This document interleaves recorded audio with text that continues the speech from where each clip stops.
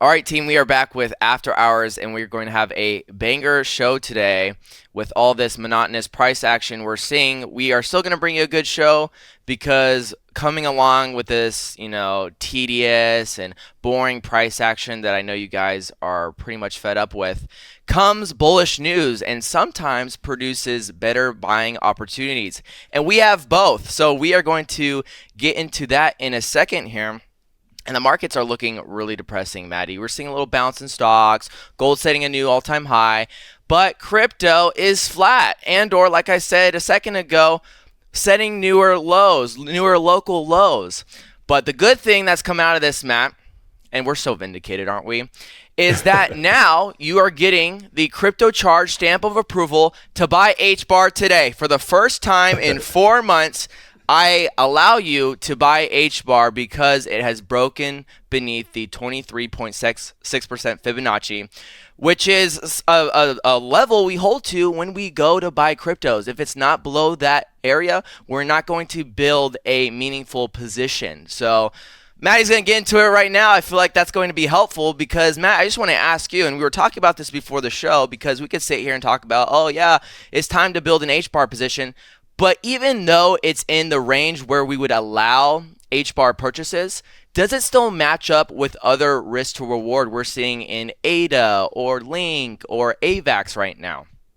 Oh, definitely not. I would say that there's vastly better risk to rewards in a lot of those situations. I am glad to see that HBAR has at least touched the very shallow area of interest that we mentioned before. That would be kind of that first little break of the ice that would be a consideration to maybe start building a position. Again, not an all-in recommendation, not that we give financial advice of any kind. But I think that there still are, right now, to this day, better risk to reward ratios out there. Now, again, I know that some of you guys are still, no matter what kind of other opportunities are out there, that you have a handful of these opportunities you hear people talk about, or your friends, your sphere of influence, or whatever, and you want to get involved. So yes, it is definitely a better time compared to what we've seen previously and better pricing. I still think that a lot of the other picks that we talk about out there, not just Casper guys, right? Like there's a million assets out there that we talk about that are highly valuable, that are in good accumulation zones, that are easier trades and are still offering a vastly better risk to reward ratio. And those will change over time, right? At one point, XRP was the absolute best risk to reward ratio, and now that that's not the case anymore, I'm not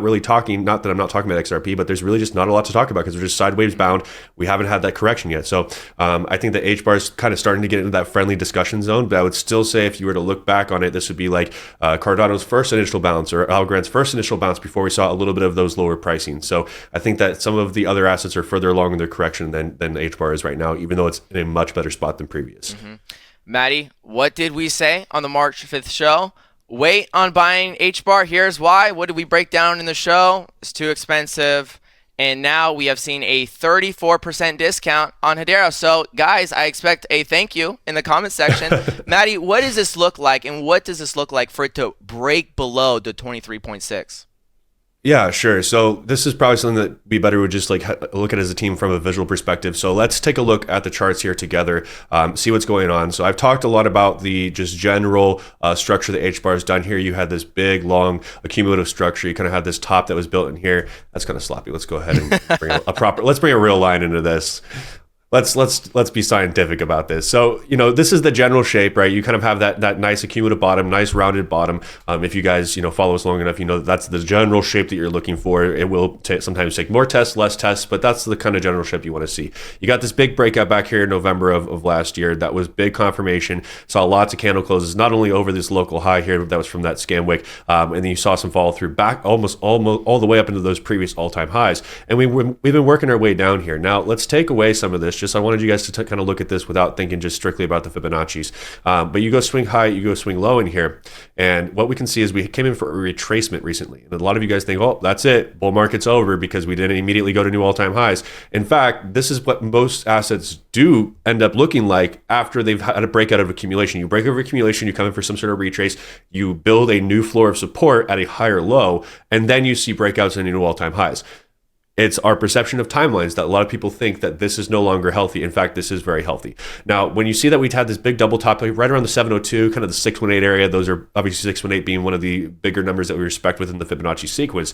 We've broken down into the 236, and I said that was the bare minimum requirement, in my opinion, that we have to at least get there in order to say, all right, we can consider even building a position. We can see these two daily candle closes here. It was basically a straight up-down situation here back in April of 24.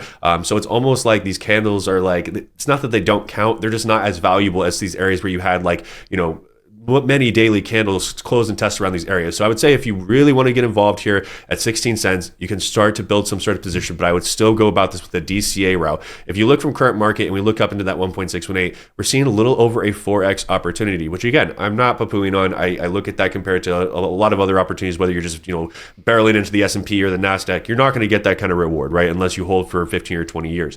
But if we even look a little deeper though, guys, I'm just going to show you again. I want to show you guys and make sure that we are on the same page, that still this 10 to 12, maybe 13-ish cent region is still the better value, because what we see here is if we were to see this drop down into the top of this here, it'd be minus 23%. Of course, I'm not saying I want to see that. I'm not saying I want to see the altcoin market get crushed. But if we see a move from 13 cents, which would be a much better area to satiate, I would consider this chart like almost perfectly rebalanced. Now we're seeing closer to a 6x opportunity up into the 1.618, which still, again, compared to a lot of others out there where we see like ALGO, for example, I know you guys are tired of hearing about it, but boo-hoo. I don't want to hear anyone know, I didn't know about the crazy opportunity. Do you guys see how Algorand's doing what HBAR should have done? It did the same structure, right? You had the first pop, you had the slight push over, but the failure to maintain, reaccumulation, testing those lows again, breakout, but it's doing the actual backtest. When you look at current market up into just the 618 on Algorand, it is an 8.8x opportunity. So without Algorand even making a new all-time high, we are seeing a vastly larger reward from current market, more than double what HBAR is offering right now. So if you're really gung-ho on HBAR, right? Fine. Now is a good time to start the DCA potentially.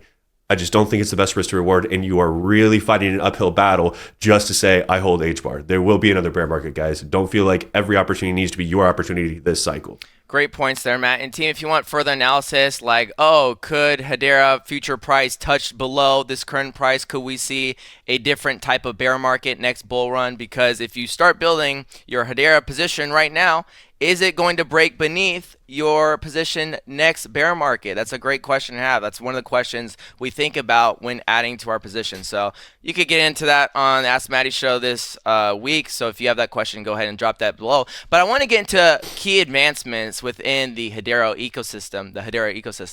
We're going to get back into it today because I think you guys do enjoy us talking about Hedera.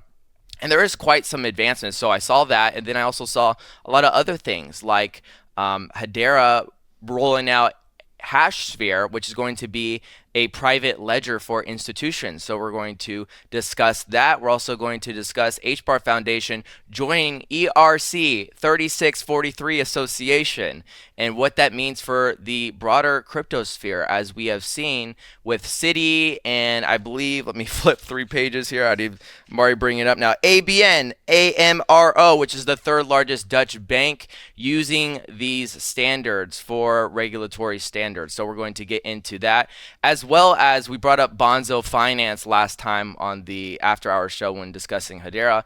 And we're going to discuss, does it even make sense to borrow and lend on that platform, because it is quite small. So we'll discuss that in this show today, team. But before we get into the show, I think it is very important, Maddie, that they become a Crypto Charged member. So click the link in the pinned comment down below. Maddie, what are they getting at Crypto Charged?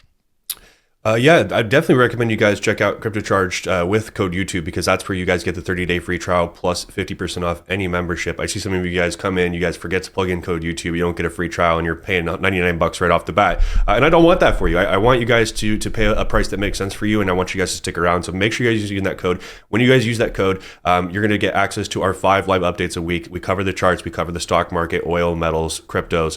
Every Friday we do Technical Tune-Up Friday, where you guys have the opportunity at any point during the week to request up to 2 tickers per person per week.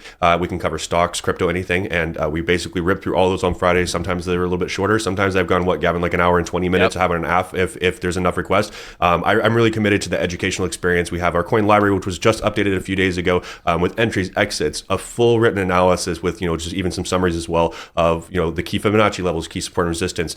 We have our Discord community where you guys can ask questions, the Learning Center with the consistent investor strategy, as well as our technical analysis 101 section. And again, that's all at $49 a month. So very worst case scenario, you guys try it out for 30 days. It's not for you. You rip through all the material in our lobby. You guys, check out our group. It's not for you. Great. I don't see any downside to that. So I'd recommend you guys at least come check us out. And if you don't like our program, that's fine. Let me know what you didn't like about our program, because I'm always trying to sharpen things up and make sure that we are the absolute best educational opportunity out there. Awesome. Let's get into the news for today. CoinDesk reports Hashgraph sees Q3 debut for Hedera-based institutional private blockchain. So Hashgraph is the firm behind the Hedera network, and this move is for a private permission blockchain for enterprises. And so I feel like when we talk about blockchains, like we talk about others, and we talk about them being accessible for enterprises. And so I feel like people might see, oh, they need a private ledger for an enterprise. What's the need of that? So Maddie, if the Hedera network with its public blockchain is accessible, we're already seeing tokenized assets being mint on it. Why do enterprises need a private ledger?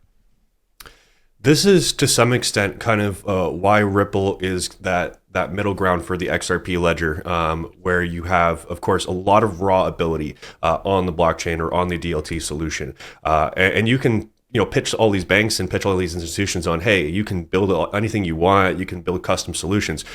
They don't want to spend the time, money, and resources to build those solutions. It's actually going to probably be a bigger market, and this is going to be something we're also probably going to see over these next several years. Is, of course, there's always going to be the investment side when it comes to digital assets, but we're going to see a lot of new IPOs, a lot of new fintech companies coming out trying to build the next software as a service, plug and play solution for banks, institutions, and other people who want to leverage blockchains without building their own solutions, right? They want to know something's tested, but they're willing to pay for it. It's the same reason why you have with Salesforce, for example, which is one of the most powerful but also customizable CRMs out there. People still pay a hefty fee just to even utilize it, but then they'll also bring on a software developer or an administrator essentially that manages and builds it all out. And they'll pay upwards of 150, 120K a year for these people, even with it being a really great service. So I think that there is definitely a need for these kinds of services. It's going to help the expansion and adoption of crypto exponentially the more software as a service offerings we start to see out there. So I think it's a very important aspect, and you definitely have a different need with those institutions. They don't have the luxury of making mistakes or test piloting things out with their customers and things going wrong. So if you have a high quality product, banks and institutions will pay greatly for that plug and play service, or even to customize for their particular needs, maybe give them their own portals or different parameters and things like that. So overall, very, very bullish. Yeah, it looks bullish, and hopefully I can riff for a second, because as you guys can see, I have so much notes on this one topic itself. And so one of the things that is helpful for the Hashsphere private ledger is that it will be for verified individuals or firms. And so this protects against AML requirements, anti-money laundering problems, and KYC, know your customer. And so if companies and firms are using the ledger, it's very imperative that these features are there, because that is going to be on many regulatory standards here, and it needs to be visibly shown, and it can't be working in sort of like the background here, and so when you look on the ledger, you should be able to see that firm. But as we just talked about, it's a private ledger. And so I think it's very important that what's being brought about here is demand for your institutions, for your enterprises. This is going to actually bring about big enterprise adoption, because we've talked about the use cases on Hedera already. We've talked about the commodities and diamonds and Aberdeen having tokenized products on Hedera. But what it really takes, Matt, is something that can be regulatory compliant. I feel like this is like a reoccurring theme over the last couple shows where we talk about stable coins and we talk about upcoming bills where there needs to be a form of regulation so that firms and companies can feel safe with operating with a blockchain, right? And so with a private blockchain where the firm has to come in and pass KYC and AML, meet AML requirements, this is going to be kind of the foundation for why it would be like pitching to a company why this should be safe for you coming over and using the Hedera blockchain, right? Whereas if you use another blockchain, those things aren't taking place on a public blockchain. And so I just wanted to ask you really quick, Maddie. Well, I did ask you about the private ledger, dude. I have so much notes here. Wait, let me flip through this really quick because I think there was actually some important things to talk about. Just because there's a lot of bullishness happening on Hedera right now, and we're like in a phase right now, Matt. I don't know if you feel this way too. We're in a phase where we need to see regulation come through this year, and it's like with almost everything. Like, when thinking about Casper, our Casper talks, our Hedera talks, our Bitcoin talks, our Bitcoin strategic reserve, and then what's next out of all of that is, guess what? Stablecoin regulation. It's like, what the heck? How did we get to this point, right? And so, Yep. what is needed for clear guidelines? What are we looking for with clear guidelines for innovative tech? Because we talked about this before. If we have clear guidelines and we have innovative tech that are meeting those guidelines, that's just like bullish sentiment straight up. Like, if I don't know if that makes sense, Matt, but No, I would agree with that. It's first of all, I will say that I am very surprised by how much progress has been made by current administration when it comes to regulation so far. We still have a long ways to go, but I actually am very surprised. I will say that if you were probably watching me talk about this, pre-inauguration, that I was cautiously optimistic, and I'm actually very surprised with how much progress we have made. Obviously, us getting some clarity recently on mining not being a security, and a variety of other things, not automatically defining brokers was a very big deal, and that kind of sets the stage for more like granular and intense conversations. We also know that stablecoins are definitely a huge topic right now, and it's definitely going to be something that is going to set the stage and legitimize bringing more money onto the blockchain as a whole. The other component that you mentioned, you talked a lot about KYC and AML, and those are going to be other things that you're going to hear a lot of people have talking points about. Well, we want to make sure that we're not just letting pirates and the Taliban and everyone else just send money over the blockchain and use this as a tool to mask up. Even though it's kind of ironic considering that the blockchain is the most highly traceable, network and ledger that we have out there. I digress in that entire, content the rabbit hole I was about to get into. But decentralized identities is going to be one of the bigger components that we see that I think people are not putting enough value and waiting on right now. Because we can look at smart contracts, right, which allow us to take NFTs and and put other types of tokenized assets in these smart contracts, and they can automatically trigger when certain conditions have been met or certain contingencies have been met.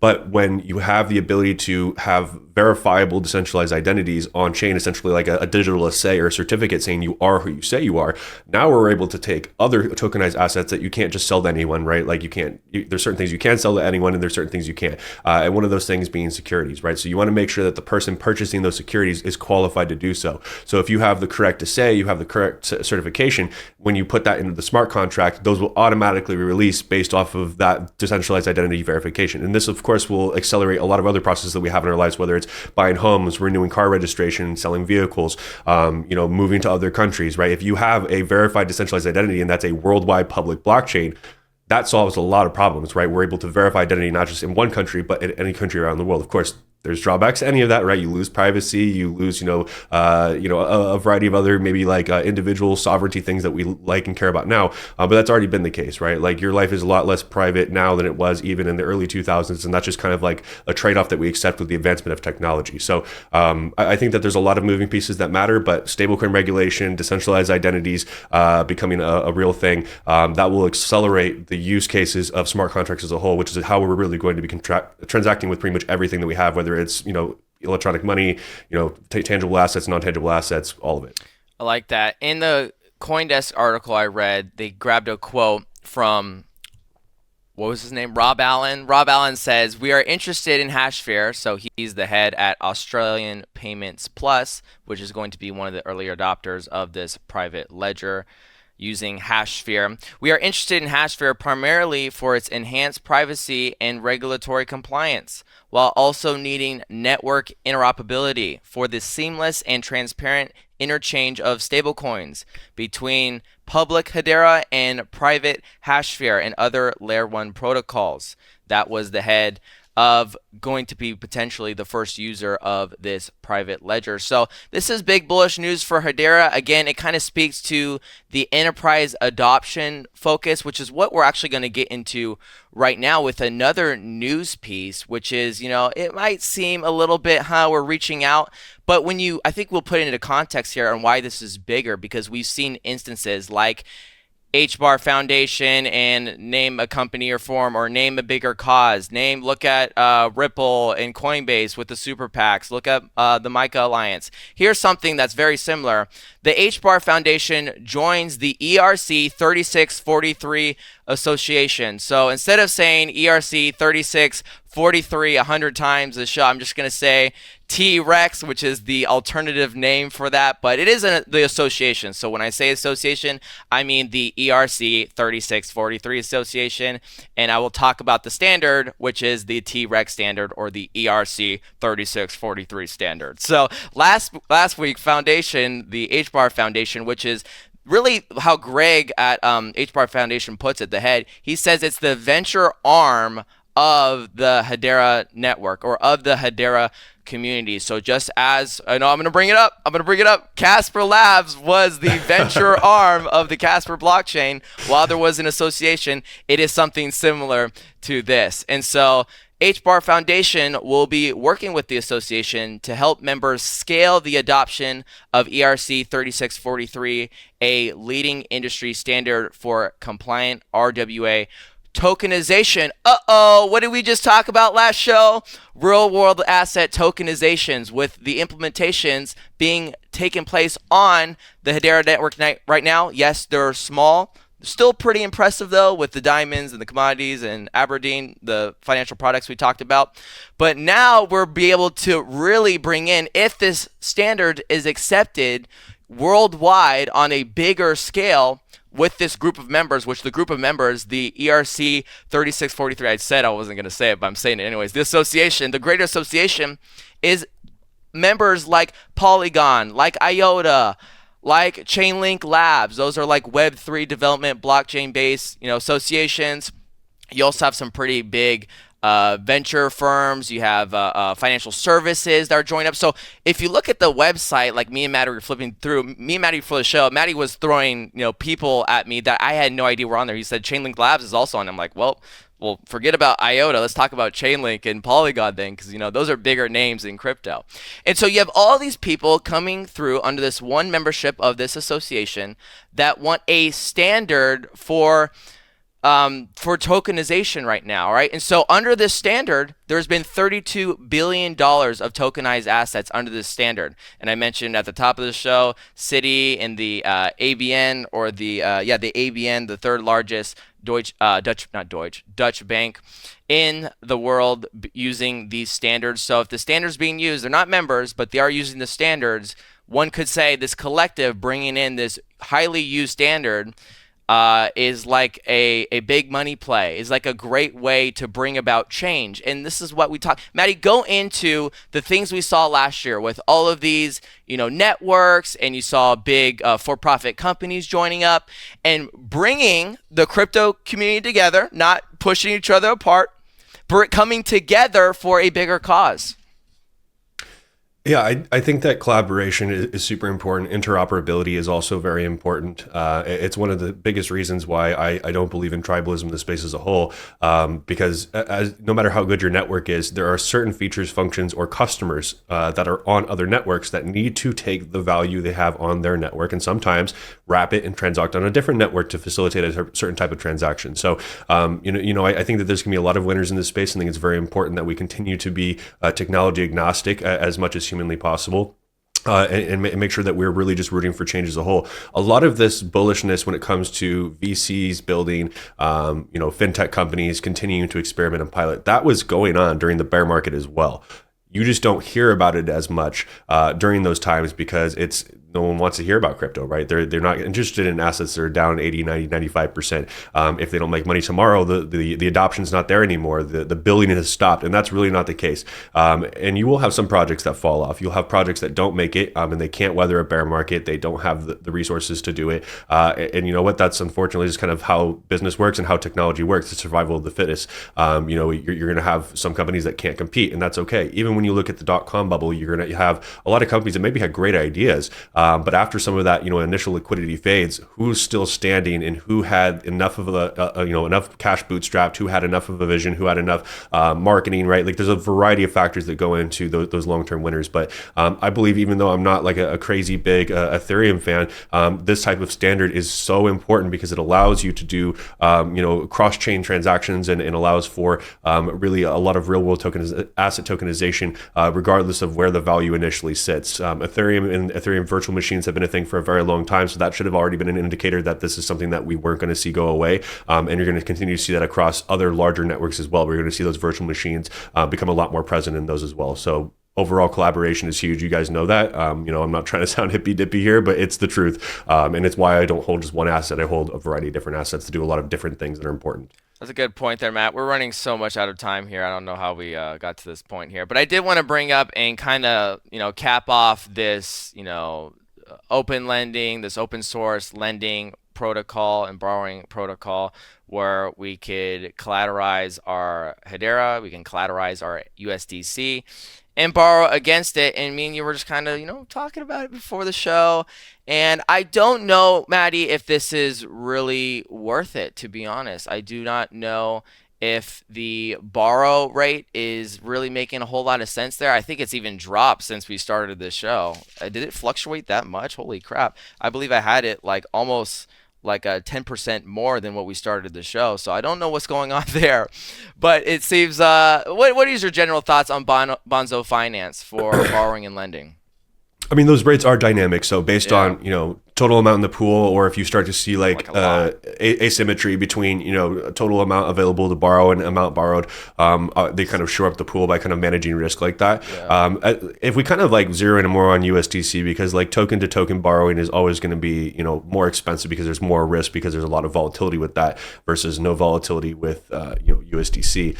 So you've got a pretty aggressive borrow APY. I think that actually dropped like almost 2.5 points since we started the show. Yeah, no, what the heck? That was actually a big drop, like almost a 2.5 point drop. So these are very dynamic rates that change very aggressively, which isn't a bad thing. Dynamic rates are not bad. But for USDC, I don't think that that's 7 or even 8% is probably the best you can get on stables right now. I think that there's other DeFi protocols that are offering, a better rate to get paid out on. Now, borrowing, 20%, I mean, now we're kind of talking about like cash advance fees and, credit card rates when you're borrowing USDC. So, if you're really that hungry for money, I'd probably go just take out a personal loan from SoFi or something, because you're going to pay closer to like 8 to 11 points on that, and it's still just as good as cash. So always be very careful with borrowing and lending, guys. Always read the fine print. One of the other things you guys always need to look at is your liquidation thresholds, looking at loan to value ratios, and understanding that there isn't a like big grace period, like, oh, I wasn't around my computer, I wasn't able to get to my phone, so they're going to give me an extra couple days to shore it up. Nope,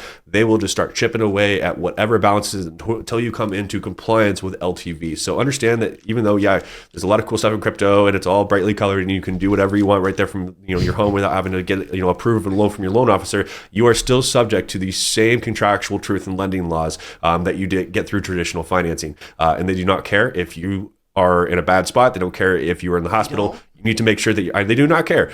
So you always got to make sure that you are borrowing or lending very responsibly. And also remember, with lending, there is risk with lending. Although hypothetically, there should be little risk if there is truly the proper amount of collateralization. We've seen many examples where that isn't the case. So just make sure to be very careful out there. If you are lending money, make sure that you understand that there's not a guarantee that you immediately get it back. There's sometimes lockup periods in certain protocols. Always do a lot of research before you guys consider putting any of your tokens at risk, whether you're borrowing or lending. I just want to confirm, I scrolled down to my notes. It was 37.80% APR before we started the show, which was like, I guess the note was taken like maybe an hour ago, and it's dropped down 17%. So even more than what I said. So highly, it's fluctuating very fast there, Maddie. So we went through some good things here today, team. We went through the bullishness with the Hedera ecosystem. I think at the top there, I think that's the one thing you guys have been desperately wanting is, when can I buy HBAR? When can I buy HBAR? Well, you can buy HBAR right now. Is it the greatest time to take your life savings and buy a bunch of HBAR? Absolutely freaking not. Do not do that. Do not be a stupid goober and put your whole life savings into HBAR. That's silly. I think what Maddie said about DCAing slowly is awesome. If you have talked about for the longest time in our comment section, oh, I want to buy HBAR, I want to buy HBAR, go ahead, start DCAing, build your position right now.